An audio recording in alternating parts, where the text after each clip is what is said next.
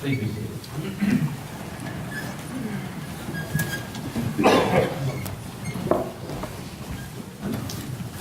Morning. Morning. Schultz Lewis, great job yesterday. I know there were more than a few people who helped out, but I know Joyce, you championed this more than anyone, so thank you for that. And my only regret is that I couldn't make it. Heard it was terrific, and certainly our goal is to get there next year for sure. But thank you, Joyce and Bob and everyone else who made that possible. What else? I need to announce there's an area-wide singing event, and it's kind of, I'm getting this almost last minute. It's next Saturday at the Sycamore Church of Christ from 3 to 5. That's the 23rd. Obviously, we have kind of dueling events that day. There's the Bridge Teen Center in the morning. So one or the other, if you can make one of those or both, that would be wonderful. And as you saw in the email, and I believe it's in today's bulletin as well, next Sunday, immediately following worship, we're going to drive up to the New Lenox Police Department just for a couple songs, a prayer, maybe some scripture reading. We'll figure that out this week. Probably won't take more than 5-10 minutes tops, but it's a little thing like that will make a huge dent in the community. And I have spoken to some of the people who work there. They are very excited for us to do this. So if you could do that, that would be wonderful. All right, what else? I think that's it regarding announcements. It's great to be here. Now, sometimes I wear these glasses, and oh wow, I can really tell how good looking the congregation is now. I had no idea. This is amazing. Vision is very important. Truth be told, I probably should wear these all day, but I don't. At night, driving, yeah, that's important, and I will wear them then. But vision, it's one of our most treasured senses. When you don't see, you realize, wow, I wish I could see. And I know Juana and Judy Carroll, and I think Tina also has some vision issues. Probably most of us do. As you get older, it's bound to happen that you're going to have, well, some loss of vision. And then you realize, wow, I really took this for granted throughout my younger days, huh? Well, let's not do that. But it's it's vision words really saturate our language. They describe our mental processes. When someone explains something to you, you say, I see what you mean. Or maybe when I'm explaining something to you, I'll say, look at it this way. Visualize success. And if you've ever worked in corporate America or non-corporate America, they always have what on the wall or their website? What kind of statement? Well, a mission statement, but also a vision statement. These are not accidents. In the Bible, vision is often linked with spiritual perception. Remember how Jesus refers to the Pharisees when he's annoyed with them? What does he call them? Blind guides. Now, does he mean they're literally blind, they can't see? No. And then he follows up by saying, if the blind leads the blind, where do they end up? They all end up in the ditch. That's good for no one. So lack of vision, both literally and figuratively, is frightening. We're going to talk about a man that was blind. So in today's text, we're just going to look at chapter 8, verses 22 through 26 in Mark. I titled this, Do You See What I See? And we are not going to sing that song. Not quite there yet, maybe a few months from now. So you've got the blind man. You have Jesus, of course. The blind man's friends are involved. And of course, this will apply to us 2,000 years later as well. But you know, this text is really about the disciples more than anyone else. And I'm going to tell you why in just a moment. Now, these disciples, they were really starting to struggle. And as I've mentioned before, Mark, more than the other gospel writers, really pays attention to the disciples struggling in chapter 7, chapter 8, chapter 9, really all over the place. So they see, they just don't see clearly. They follow Jesus, but they don't completely understand what they're following and why they're following. So right before today's text, let me just give you some context. right before this, in chapter 8, if you look at verses 12 and 13, you see Jesus getting a little frustrated with the Pharisees because they're demanding a sign. So what does he say to them? He says, "Why does this generation ask for a sign? Truly I tell you, no sign will be given to it." So he's frustrated with the Pharisees. A couple minutes later, he gets frustrated with the disciples because Jesus is talking and he's doing it figuratively, and they're so literal. Everything is so literal. Like, really? Yeast? Bread? And everything is just taken literally. So he says, "Why are you talking about having no bread?" This is verse 17 and 18. "Do you still not see or understand? Are your hearts hardened? Do you have eyes but fail to see, and ears but fail to hear?" I love Jesus for so many reasons. I don't know about you, but the teachers that I liked the most when I was in school were the ones who weren't mean necessarily, but that were kind of showed tough love, who were hard on you, because that's when you knew you had a teacher who cared. And Jesus 100% was like this. He cared. Let's take a look at those first two verses here, 22 and 23. "They came to Bethsaida, and some people brought a blind man and begged Jesus to touch him. He took the blind man by the hand and led him outside the village. When he had spit on the man's eyes and put his hands on him, Jesus asked, 'Do you see anything?'" Let's take a look at one. Actually, let's take a look at both these verses. So, according to John, chapter 1, verse 44, do you remember who was from Bethsaida? The Apostle Peter. Peter was from Bethsaida. Mark is the only gospel writer to include this event. How is this connected? According to tradition, Peter and Mark were close, and Peter was the source material, if you will, of Mark's gospel. In other words, Mark wrote Peter's gospel, if that makes sense, according to what we have read, according to tradition. So maybe, just maybe, that's why Mark's the only one who includes this text. In verse 22, you see an example of really good friends. They came to Bethsaida. Some people brought a blind man and begged Jesus to touch him. Those are some pretty good friends, are they not? Now, we don't know at all if this blind man even wanted to be healed.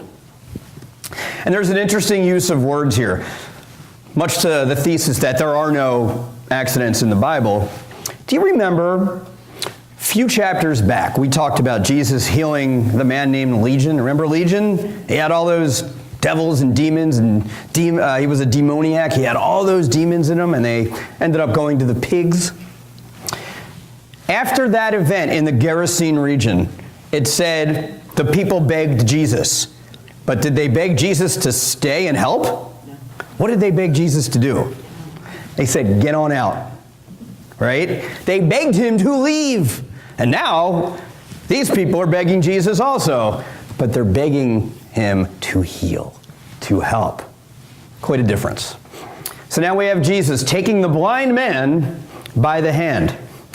This is what's known as a personal touch. I don't know about you, but I visualize this, and I see, what a soft touch by Jesus. What a comforting thought, what a comforting vision for Jesus just to take this man by the hand and say, "Hey, you're with me now, and I'm going to take care of you." However, couldn't he have just healed him right then and there? Like, "Okay, you're good. I've got things to do." Well, remember, this is a teaching moment for the disciples. He had to take this man out of town to give his disciples, I guess you could call it, a private lesson. The saliva, is that really necessary? I would say no. I believe the saliva was used really just to act out this parable. Jesus' touch, that's all you need. We don't need anything extra. But again, he has to act out the parable, and there's a reason that we're going to get to in a second, for the disciples. And then this part of it ends with Jesus asking a question. And we know what happens when God asks a question in the Bible. Is he looking for information? Remember in Genesis 3? With the serpent, with Adam and Eve, and they're hiding. And what does God say to them? Where are you? Like he doesn't know, right? Same thing here. When Jesus, in this particular case, asks a question, yeah, he knows the answer. Do you see anything? Well, let me say this. Being somewhat aware is better than a complete lack of vision. So we go from no vision to partial vision. He looked up, this being the blind man, and said, I see people. They look like trees walking around. So he can kind of see, and it's interesting, by the way. What do we learn about this blind man? Was he born blind? Probably not. He knows what trees look like. So maybe it doesn't really matter, but maybe he became blind as a youngster. The important point is this. His blurred vision represents the disciples' lack of ability to see things clearly. That's what that blurred vision represents. They don't have the clarity. This is what's known as allegory. Not Al Gore, not the former vice president, but allegory. You know what that is?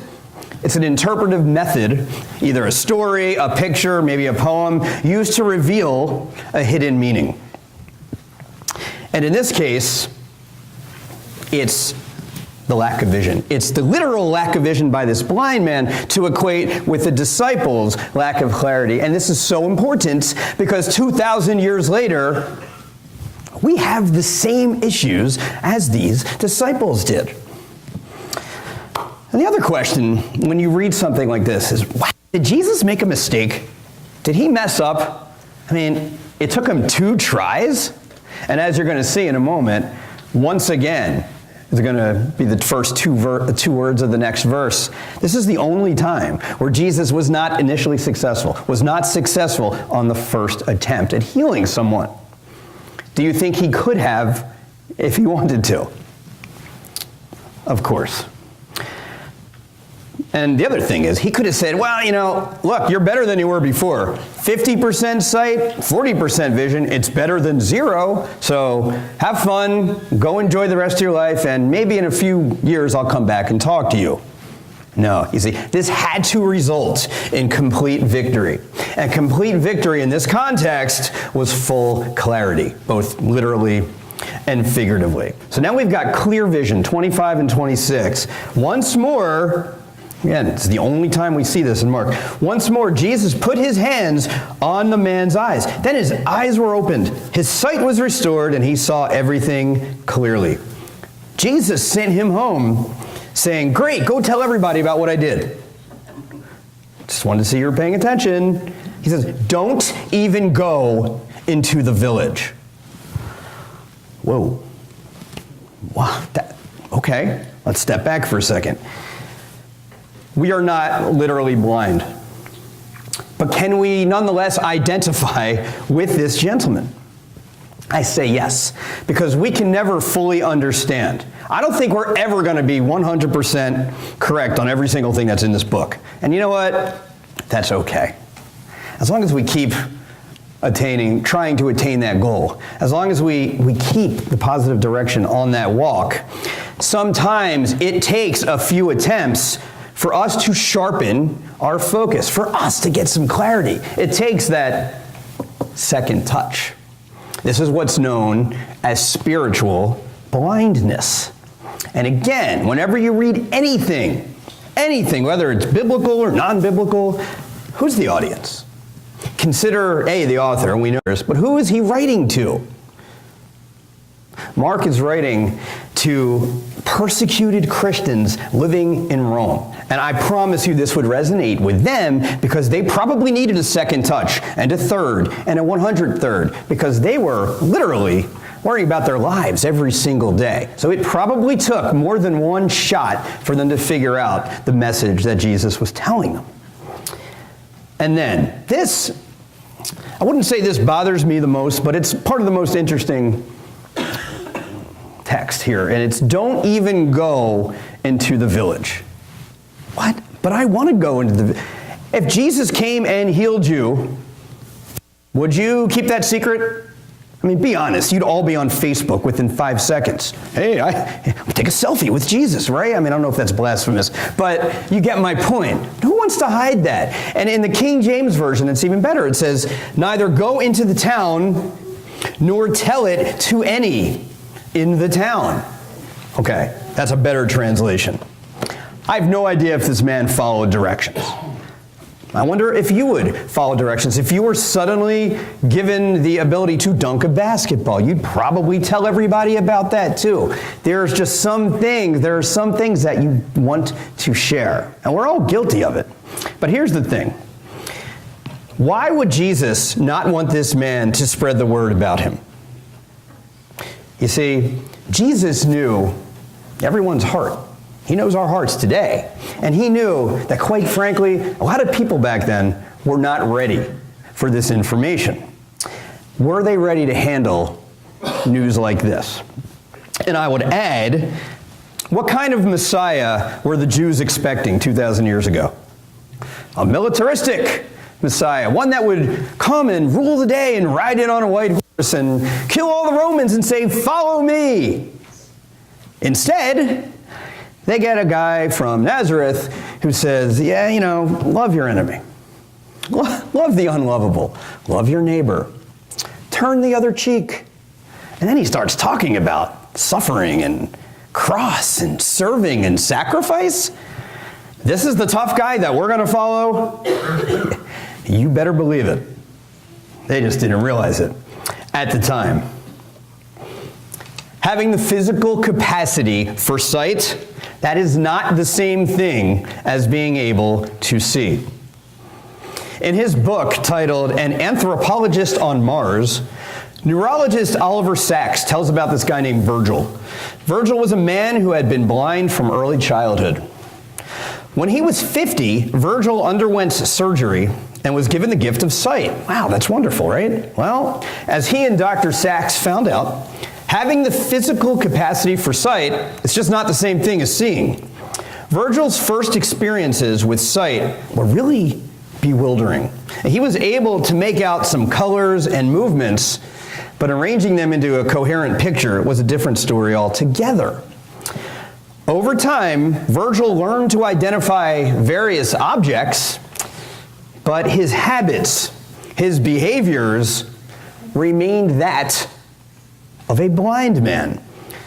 So Dr. Sacks says, and I quote, "One must die as a blind person to be born again as a seeing person. It is the interim, the limbo, that is so terrible." Unquote. Imagine knowing who Jesus Christ is without knowing who Jesus Christ is. You follow? Imagine reading, and I always go back to my family because they are not believers. They can read this Bible and likely understand everything. But how can you read the Bible without the aid of the Holy Spirit? You can, I guess, technically read it. You can technically understand it. But, reading the Bible without the Spirit, it's like driving at night without glasses. Eventually, you're going to get to your destination. But think about all the guideposts you are going to miss along the way. To truly see Jesus, to truly understand his truth, means more than just observing what he did and observing what he said. It means a change of identity. It means a change of heart. And Paul talks about this ad nauseum in the 6th chapter of Romans. He tells us our identity is with Christ in his death. Following Christ means doing things such as reading scripture, praying, attending church, even when you don't feel like it. And I would add to that list, talking about your faith, explaining to people why you're missing this game Sunday for a church event. Okay, why are you, okay, so church is important to you. Full disclosure, I wasn't even going to say this, but we're a little fired up about this. Brandon's doing fall league baseball. And one of the great things about this league is the games are on, I think, Monday, sometimes Wednesday, sometimes Thursday, and Saturday. Saturday's not a problem. We love playing on Saturday morning. Nothing gets in the way. I got a text message the other day, and guess what it said? you could probably figure this out. Oh, by the way, the Saturday home games are now being moved to Sunday morning. Once I was done throwing the cell phone across the room. Anyway, but I feel so comfortable, not that I'm happy about this, but I feel so comfortable telling Coach, listen, we can't make it on Sunday, and it's not his fault, but we can't make it on Sunday because in a battle between baseball, which we love, baseball and God, baseball's going to come in second place every single time. Anyway, all right. Soapbox is now being removed. But that was on my mind. We talk about second sight. Do we, you and me, do we need to see something twice for undeniable proof? We have this instant gratification culture. And honestly, that can really stunt our faith sometimes. Do we need to see something twice in order to believe? Part of the problem is we're so blurry, we're not seeing clearly. We need to go from this to this. Look, this text is about you. This text is about me. How clearly do you see Jesus in your life?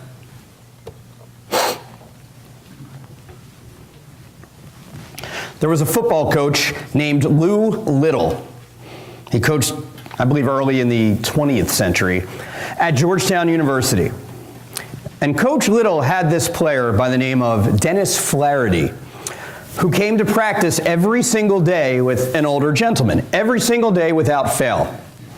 So one day, it was rivalry week, and Georgetown was about to play their rival at the time was Holy Cross. So that day, Dennis Flaherty went up to the coach and said, "Hey, coach, can I start today's game?"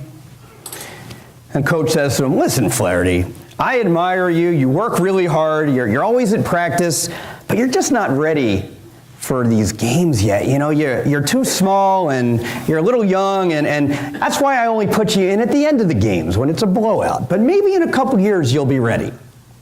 So Flaherty says, "Listen, coach, I've been praying about this. Let me start at defensive line. And if I don't do everything I'm supposed to do in the first 5 minutes, you can take me out of the game forever." So sure enough, he plays him. And wouldn't you know it, this Flaherty kid has the game of his life. He's sacking the quarterback, he's tackling the running backs, he's deflecting passes, he even scored a touchdown. And his team went on to win going away. After the game, coach said to him, "Flaherty, what in the world got into you? How did you even know that you could do something like that?" And the player said, "Coach, that man who came with me to practice every day, well, that was my dad." And the coach said, "Yeah, I kind of gathered that." And Dennis says, "Well, Dad was blind. And last night, Dad died of a heart attack. So you see, today was the first time that Dad actually got to see me play football." What we need to do is sharpen our focus. Get those lenses going. Get those glasses on. I want us to sharpen our focus this week. Not on something, but on someone. Sharpen your focus on that person who was pierced for our transgressions, who was crushed for our iniquities. The punishment that brought us peace was laid upon him, and by his wounds we are healed. That's where your focus is. And look, if you have not been baptized, I'm just going to say it. You are a dead man walking. You are. And I hate to say things like that. This is not popular, and most people won't say it. But look, it's not me. It's not Matt Wolf's thoughts that matter. But when Paul talks about it in Colossians 2:11 through 14, it starts to mean a little bit. You don't think these things because you're a bad person. Christians aren't supposed to say these things to people because, well, we're better than you. No, it's because, like us, if you have not been baptized, your heart is corrupted. It's been blackened by sin. And what we need to do, all of us, is sign the death certificate of our sinful nature. But here's the good news. something called a propitiation. You know what that is? That is Jesus essentially taking the bullet for all of us. Jesus is the appeasement for all the sin. That wrath that God has against every single one of us because of our sinful behavior, what we deserve, which is condemnation, by the way, has been taken in the form of a gift, and that gift is Jesus Christ. So I ask you, where is your focus this week? If you have any questions regarding baptism, if you have any questions about strengthening your faith or Bible study or anything whatsoever, please don't hesitate to ask any of us today. And right now we will stand and sing.